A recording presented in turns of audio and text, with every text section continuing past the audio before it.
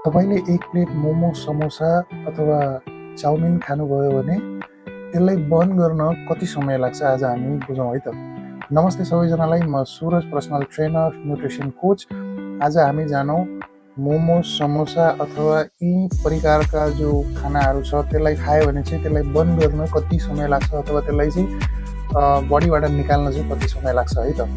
बुझौँ पहिलो मोमोजको बारेमा। मोमोज यदि एउटा प्लेटमा 8 देखि 10 पिस छ भने त्यसको क्यालोरी कन्टेन्ट हुन्छ 350 देखि 500 सम्म है त।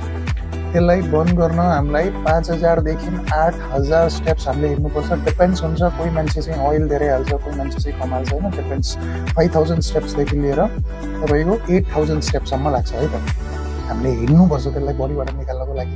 अनि सेकेन्ड, हाम्रो एउटा समोसा, सिंगल समोसा जो हामी खान्छ आलुवाला समोसा हैन, त्यसको कन्टेन्ट, एउटा मिडियम समोसाको कन्टेन्ट हेर्ने हो भने क्यालोरिज त्यसमा 200 देखि 300 सम्म त्यसको क्यालोरी काउन्ट हुन्छ है त।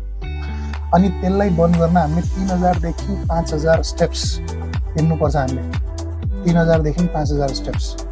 अनि अर्को हामी बुझौँ एक प्लेट पानीपुरी, जसमा चाहिँ हाम्रो 6 देखि 8 वटा हुन्छ है त। 6 देखि 8 वटा पानीपुरी हुन्छ।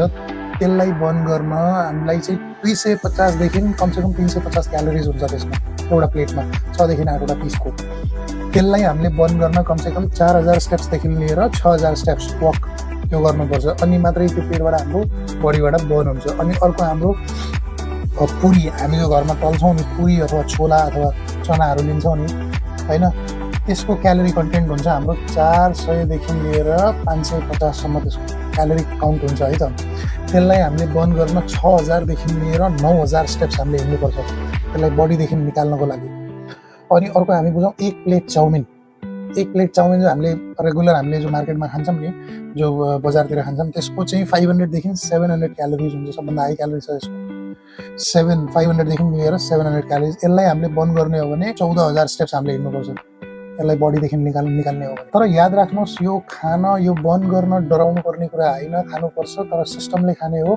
खाइसकेपछि त्यसलाई बन्द पनि गर्ने हो। तर एउटा कुरा ध्यान राख्नुपर्छ, प्रोटिन कन्ट्रोल, रेगुलर एक्टिभिटिज चाहिँ धेरै जरुरी छ है त। खाइसकेपछि एक्टिभिटिजहरू पनि गर्नुपर्छ, त्यसलाई बडीदेखि निकाल्नु चाहिँ एकदमै आवश्यक छ। यस्तै फिटनेस, न्युट्रिसन र प्र्याक्टिकल जानकारीको लागि च्यानललाई लाइक, सेयर एन्ड सब्सक्राइब गर्नुहोला। भेट्नेछौँ नेक्स्ट भिडियोमा। Thank you so much.